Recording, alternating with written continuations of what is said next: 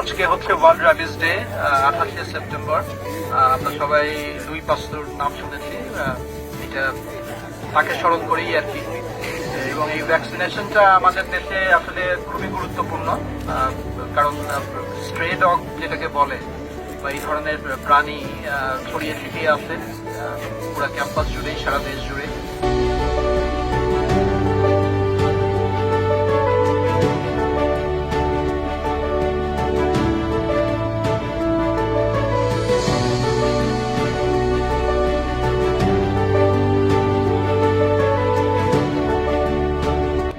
আজকের এই world rabies ডেতে আমাদের সাথে এই প্রথম খুব অ্যাক্টিভলি আরেকটি ডিপার্টমেন্টের ছেলেমেয়েরা কাজ করতে যাচ্ছে, যেটা আসলে মিনিংফুল একটা কাজ।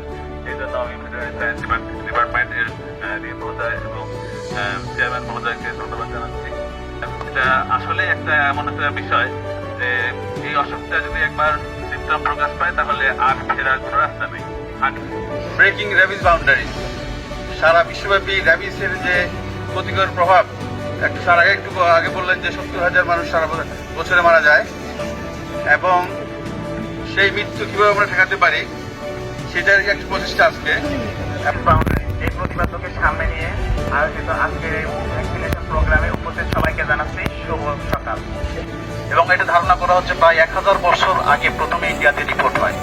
এবং এই ডিজিজ আমাদের ইমতিয়াজ স্যার বলে গেছেন, মর্টালিটি রেট বা ফ্যাটালিটি রেট যেটাই বলি আমরা, এটা 100%। মানে এটার আসলেই কোনো বাউন্ডারি নেই। আমরা যদি বলি যে ক্যাম্পাস, শুধু ক্যাম্পাসের মধ্যে কিন্তু এটা সীমাবদ্ধ না। একটা ডগ মনে করো যে কালবারে থাকতে পারে, চতুরে থাকতে পারে, সেটা আবার এখানে এন্ট্রি হতে পারে। Maria Lima Sakal Street, Mahodar,